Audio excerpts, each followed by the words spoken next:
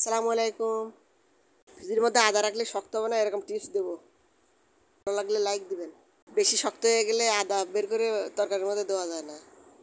আমার এই tips follow করলে আদা সঙ্গে সঙ্গে বের করে তরকারির মধ্যে দিয়ে দিতে পারবেন। আমি আদাগুলো কেটে কুচি কুচি করে নিয়েছি। 1 কেজি আদা হলে 250 গ্রাম সয়াবিন তেল দিতে হবে। আর দিয়ে দিচ্ছি লবণ। আমি অল্প করে নিচ্ছি, এ কারণে লবণ দিয়ে দিচ্ছি 2 চামচ। দেওয়ার পর ব্লেন্ড করে নেব। ব্লেন্ড করে নেওয়া হয়ে গিয়েছে, এখন নামিয়ে নিচ্ছি। এরপর একটা বক্সের মধ্যে নিয়ে নেব। এরপর মুখটা আটকে দেব।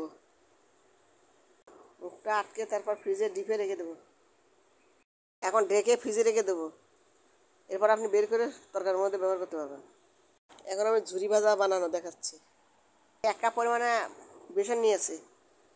এর মধ্যে দিয়ে দিয়েছি লবণ, আদা, পেঁয়াজ, রসুন বাটা, মরিচ, 1 চামচ বেকিং পাউডার দিয়েছি। আপনার স্বাদ অনুযায়ী মশলা দিয়ে দিতে পারেন। বিট লবণ দিলে আরও টেস্টি হবে। এবার কীভাবে বানিয়ে নিয়েছি এটা দেখাচ্ছি। এখন একটা পলিথিনের মধ্যে করে নিয়ে আমি পেঁয়াজ দিয়ে নিচ্ছি। এভাবে বানিয়ে বাচ্চাদের খাওয়াতে পারেন। নিজেরা বানালে স্বাস্থ্যসম্মত হয়, বাচ্চাদেরও শরীর সুস্থ থাকে। বাচ্চাদের জন্য বানিয়ে দিয়েছি, এটা আপনাদের সঙ্গে শেয়ার করলাম। ভালো লাগলে একটা লাইক দিবেন। দেখুন কত সুন্দর মচমচে হয়েছে।